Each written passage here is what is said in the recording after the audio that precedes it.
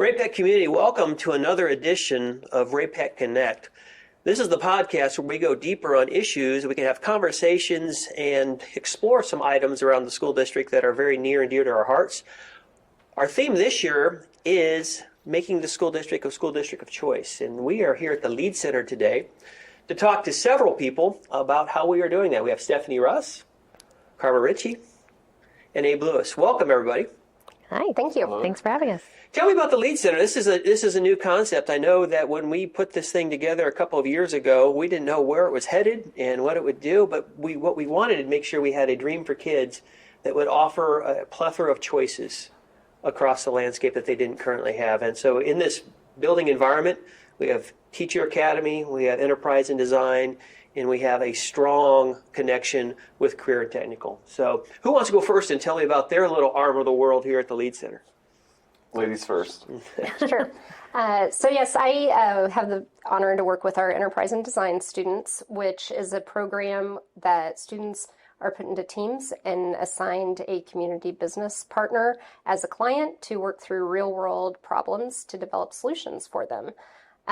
All of this is tied to their coursework, and they can earn credits in English, social sciences, business, or media. God, outstanding. So I get to work with our Teacher Academy students. So these are juniors and seniors who are interested in becoming educators, and they get the experience of working in classrooms across the district as middle school and elementary school teachers with great mentor teachers, and they get the experience of actually seeing what a day-to-day looks like with a teacher. But then here at the LEAD Center, they also get to do college coursework. So by the end, if they go through the 2 years of the program, they get about 750 classroom hours, and they can get up to 15 college course credit towards their education degree. So the goal is hopefully they'll come back and be my future colleagues. That's the end goal. But just even building resilient educators is exciting. Excellent. Abe? And I think overall, talk a little bit about the trade programs. I think, we've been in the safety and training of the basic skills, but now as we're taking that real world application, just in the next coming weeks, we're going to have kids that are going to be securing internships for second semester. Our intro kids in both electrical and carpentry are going to be going out and being on the job sites. Our electrical kids right now are at a house, and then they've been there for a few days, and that will go through. So we're in that transition, exciting point of taking the kids out of the classroom into that real world experience, and new program coming on board with the HVAC, and the excitement of that, and the questions I've already had from some kids that I've been in front of, some parents, and they've seen the success with our electrical and carpentry programs or machining programs. So HVAC is ready to go, and I know our trade partners as well were in the building the other day and making those connections and how to offer the best opportunities for our students. This is a unique place. I'm looking around at it right now. Under one roof, we have so many opportunities for kids, and as I survey the landscape of our country, really, there's hardly any place like this across school district in the country. We have places for kids who may be college bound and entrepreneurial and business oriented. We have spaces for students who want to explore the teaching field. We have spaces for students who are in more of the blue collar positions that will be coming jobs right out of high school, all under one roof, and that just doesn't happen anywhere else. We also have a space for students with special needs in this to help them be part of the fabric. We've got to be really proud of that. Tell me about what the excitement was as a teacher as you wrapped your arms around this, and what you're feeling as you look to the future. Stephanie, I'll start with you. Yeah, I think the diversity of this building, not just in the student interest from trades or college bound or whatever, just in who the kids are that come in is so exciting, because especially like in Enterprise and Design, our demographic is very broad of students. We have students that are just struggling in the traditional classroom, and it is not a great fit for them, and they are looking for another option. They don't know necessarily what's next for them after high school, but they are just looking and grasping for something else. But then we also have students that are taking all of our dual credit classes here at the LEAD Center, and they know what's next, and they are looking for industry-specific experiences that they're planning for their future. So that gets really exciting. And then, as you mentioned, bringing in our transition students. Yes. As part of our Enterprise and Design program too. We are starting our second cycle of projects, And all of those students have chosen to be on one of our teams to work through that real world learning experience. So that does not happen in very many environments. So that is very exciting for me. And beyond what the student diversity looks like, our faculty diversity is pretty extensive too. And so that makes the collaboration among all of us really exciting. Our trades teachers, some of them come from industry, and so they're learning to become teachers. And we've got a teacher expert in the building that, can help facilitate that. Some of us have been teaching for 20 plus years. Some of us are more new to the profession. So it's really exciting to be a part of all of this and to offer it for students. As I've walked through the building so many times, I have really loved to watch how the evolution of how our students have wrapped their arms around our transition students and have folded them into not only the fabric of what we do here, but then also into projects. And I was told by the special ed teacher that this next round of projects, they're really being integrated into the work here. I think that's a cause for celebration. That's what I was going to say. Is for just speaking from like a teacher education standpoint, the thing that's really cool for me is I think in all of our teacher prep programs as educators, we get told all the time we need to make learning real. We need to make learning real. We need to make learning real. But we don't ever really get the chance to show what that actually means. And my teacher students actually get to see what real learning looks like every single day when they come in here. And then they can take those things and implement them in the rest of our schools across the district. And so I think that's really powerful. And I also think true inclusion can sometimes be daunting for educators. Yeah. But my future teacher students, they get to see what true inclusion looks like with the E&D program, with those transition students being integrated authentically. Right. And they also get to interact with them, that's the other thing I love about it is when all of the programs interact with each other, and they kind of collaborate together. That's a really cool experience as well. So I'm just excited that what my students are going to be able to impact the future of our district when they're in the classrooms and they're able to take what they experienced as a student at the LEAD Center into their classrooms across the district. So yeah, and the opportunity for empathetic learning. Yeah, that's another thing that just kind of is a part of the fabric of who we are here at the LEAD Center that you just can't replicate elsewhere in other environments. Abe, I know you are the director of the LEAD Center, and I want you to talk to me a little bit about growth, because we may be the recipient, victim, whatever you want to call it, of a great idea. And our kids are voting with their feet to be a part of this experience. And so tell me a little bit about what that looks like here as we provide a school district of choice for kids, about how we fold the multitudes that want to come in here.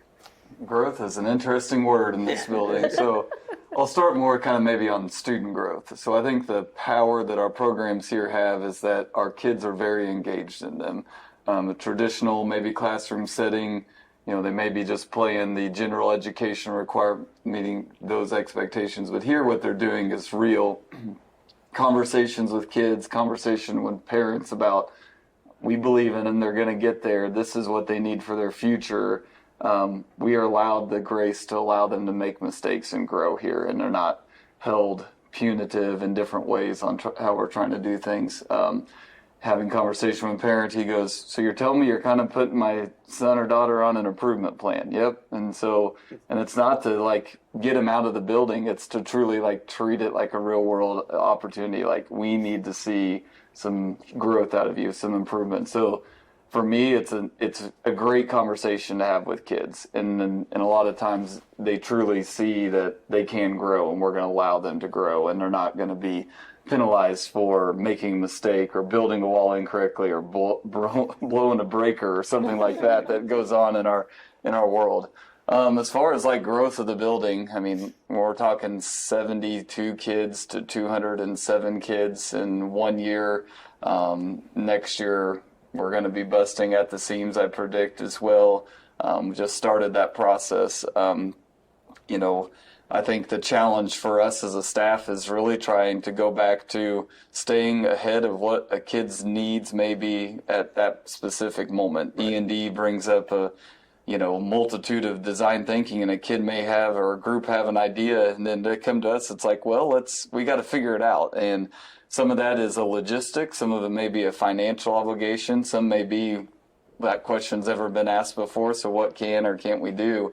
But I think all of us as the people in this building say that's what's fun and that's what's exciting. Yep. We don't know what every day may look like. It brings some challenges, it brings some difficult conversations, but it's really cool to see, and that happens in all the programs, because I think also then our community is seeing some potential that how we can impact not our kids in our building, but our kids have the ability to impact our community as well. So I think that brings questions that us as school leaders and staff have to think about, like, well, is this the right thing? Or, yep, let's just go see what happens. It may or may not work, and give grace to allow our kids to explore those opportunities. That's what life is about, right? And that's exactly what we are as adults face in life all the time. Pick ourselves up, dust ourselves off, and keep going. And so the earlier we can teach our kids that, the better. I know as far as the school district of choice, I'm real happy and proud of the fact that we still have a traditional learning environment for some of those basic skills to be learned. We now have an opportunity for kids that are ready for that next level to experience the more experiential kind of learning that we have here at the LEAD Center. We didn't want to compete with Cass County, Cass Career, or Summit Tech, so we took a look and we provided opportunities that weren't being offered at the time. So in that time, we started an electrical program. We centralized our machining program over here on the career side of things. We started carpentry this year as well. We have HVAC, as you said, next year. So as you look forward, knowing that we all love dreamers, what do you dream about the next steps here? What does that look like as far as students for choice? Well, in enterprise and design, our next focus is helping to get our second semester seniors into some internship experiences. That's really important for us to give them those opportunities and connections in our community, whether that is an industry area that they are considering for the future, or just for them to have the opportunity to go practice those professional skills that we focus on here at the LEAD Center. And again, as Mr. Lewis mentioned, that is such an asset to our community as well. They can get in there and help some of these organizations and businesses see from a different perspective needs and solutions to some of their problems. Excellent. And we have a lot of businesses who've come on board, and new ones this year as well. And honestly, we are getting emails weekly about what are the opportunities out there. So just trying to make sure that those kids are ready and we're making good quality matches with where their course content is and the work that they would be doing. I'm going to come back to that in a second, because I want you to talk a little bit about a valid internship experience, because it's not menial labor. I want you to talk about what the internship experience looks like.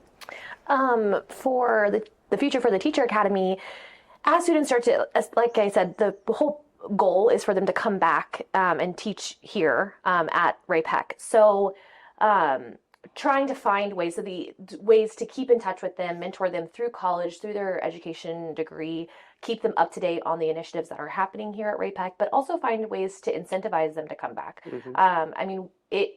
People tend to teach at the schools or around the schools that they went to, and if we already have teachers in our buildings, and now let's just cultivate them and get them back here. So that's what the future for Teacher Academy looks like, is just finding ways to stay in touch with our alumni and keeping them to come back and be a part of the community again. That's right. That's what we want them back. Yeah, some of these young people, I've seen them in the classrooms. They're phenomenal. They're phenomenal. Yeah. Mm-hmm. Excellent.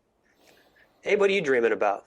Yeah, I'm always dreaming about something, but I think ultimately at the end of the day is to see, I'll use the example the other day, one of our machining graduates was back in the building, and he's on his apprenticeship work, and he's going through that, and he's making money now, and he's struggled probably a little bit through high school and probably still struggling now, but he's come back and he's starting to make it for himself. And so why did he come in? Probably just to get a little advice from me, because I was pretty close with him. And then he walks in with Mr. Hatfield, who he had at the high school, and he just still looking for more guidance for it. So I think the dream here is that once we have them under our care for a year or two at the LEAD Center, but then letting them know that we want to be there for them for the next chapter of their life and the chapter after that, and see them become who they really can be. That's the dream. And so does that dream involve building our current programs that are here to continue to be better, and what other new opportunities could be out there for our students that are still, we haven't maybe given them a choice option for them.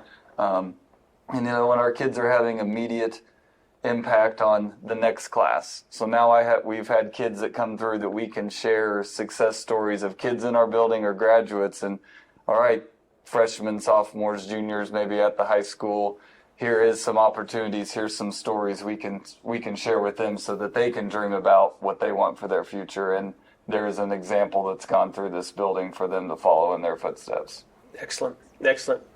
I'm going to come back to you, Stephanie, about the internship, because I think we probably have some business partners who are listening to this podcast, and I want them to help understand what would be a valid internship and what are the kind of things we kind of steer away from for our kids, because we don't want to place kids and just solely teach them how to do one thing.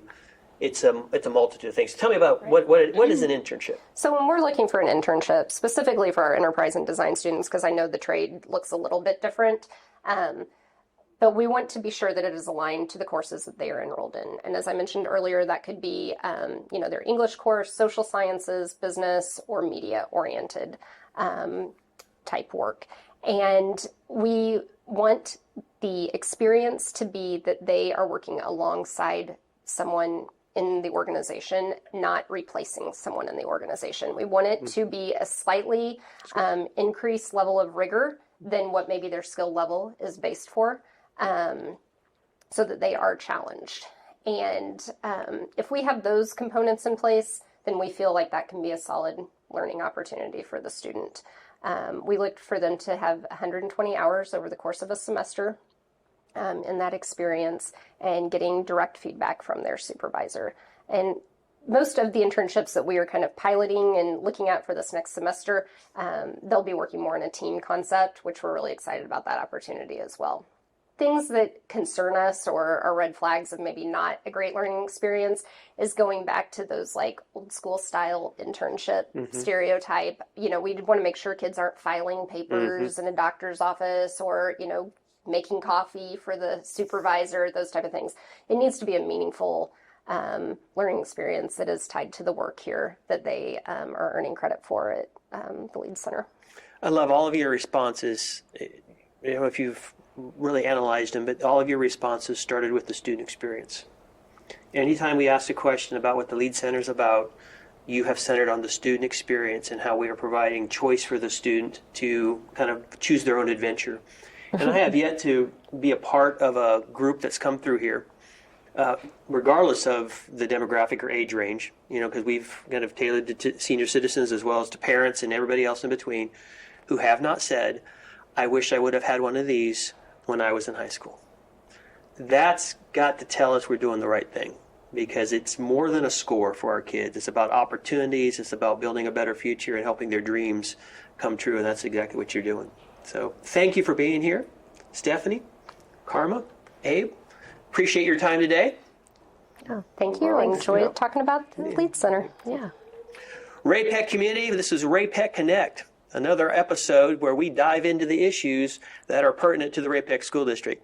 I'm Mike Slagle, your proud superintendent. Tune in next time. We'll have another special guest. Until then, keep smiling, and we'll see you soon.